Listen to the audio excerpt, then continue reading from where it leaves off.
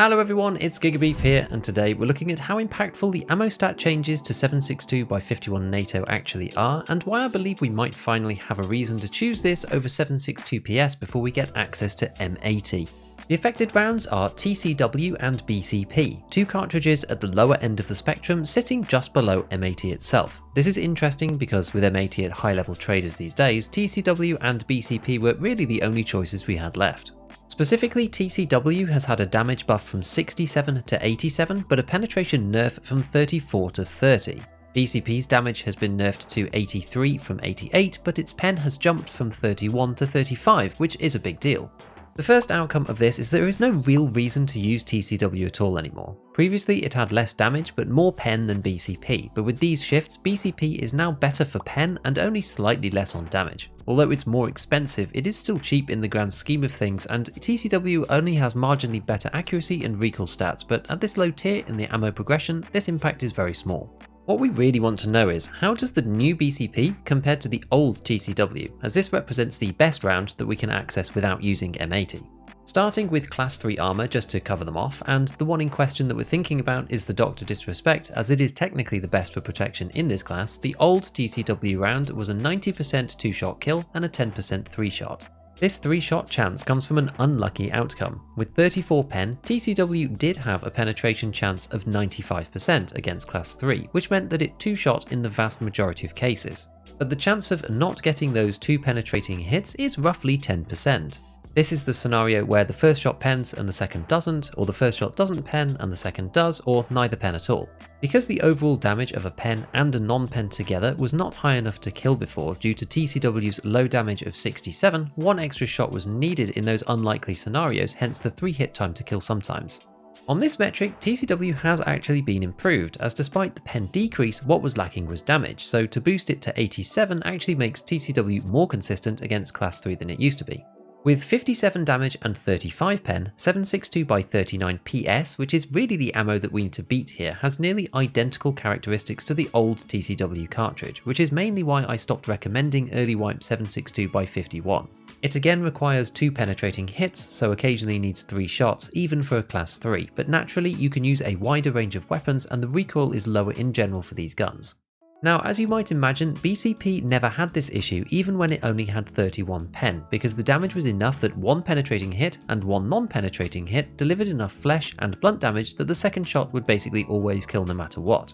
Overall, choosing BCP is now a guaranteed 2-shot on a class 2 rather than a 90% with the old TCW or 7.62 PS. On to class 4 and starting with the Rat Rig or the 6B3TM. Old TCW was mostly a 3-shot but sometimes 2 and sometimes 4. This was mainly due to the penetration chance only being 31% to begin with, so you are heavily reliant on RNG to decide when your rounds get through or not. Like the previous scenario, 2 penetrations are pretty much required to secure the damage needed, as class 4s cut down up to 35% of the initial damage. For TCW, this left only 44 damage or so to actually hit the enemy player with. New TCW is in fact worse now, as the pen is more important than the damage versus class 4 armors at around this penetration value. Lower penetration has an impact on armor damage as well, which pushes the TTK out to 4 shots instead.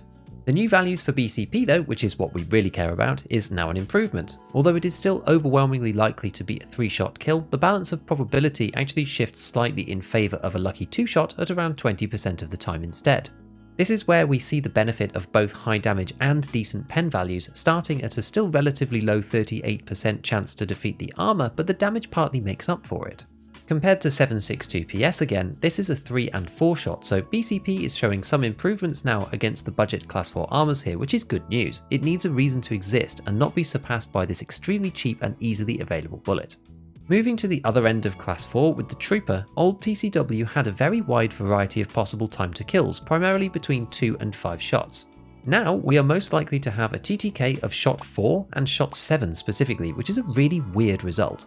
While we're probably not going to use this round in this scenario, I still think it's an interesting case study in the way that some of these penetration values can actually function. What is happening here is the actual penetration chance at the start is fairly low and doesn't increase very quickly because of the Trooper's high effective durability.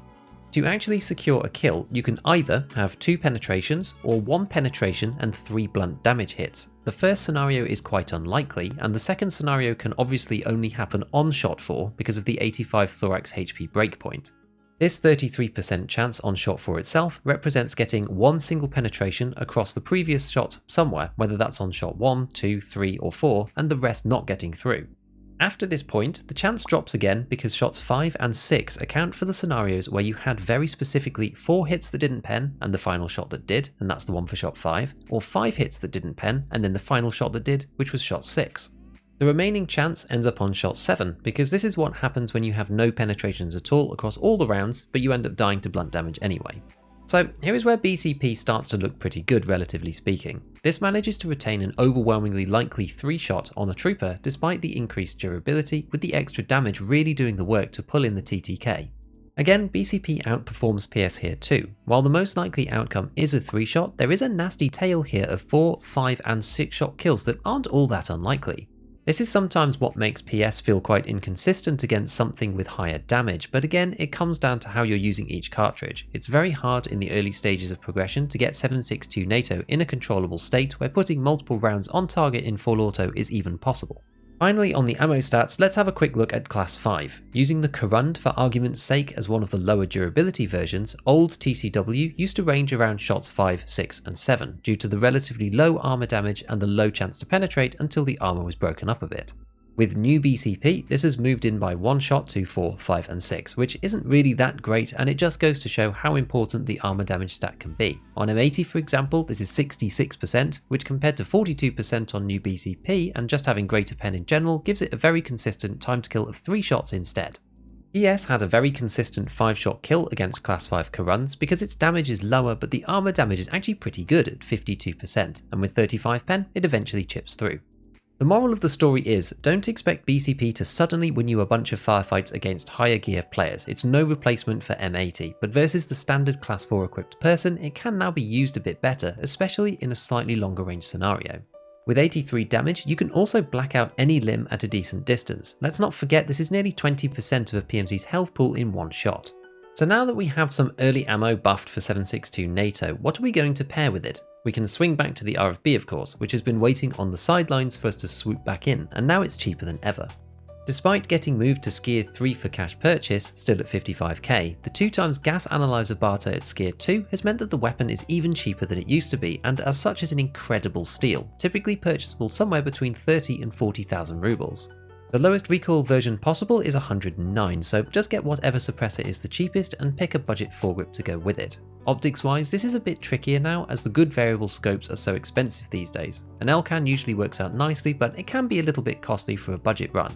Failing this and you're looking to do some long range sniping on the cheap, the KMZ 3x10 optics are very cost effective if you can deal with not having a short range sighting option and having to click through the reticle options twice. Of course there is always the Swamp Fox 3.5 times, the Prism 2.5, ACOGs and the Bravo if you're looking at the cheap end as well, depending on your own preferences of course. So why not just try them out and see what you think. Next up, go and check out my video on the 5 guns that I think have been buffed the most in all the recent changes. Otherwise, as usual, a big shout out to all my patrons. Hit all the buttons if you enjoyed the video, and as always, have fun in your raids.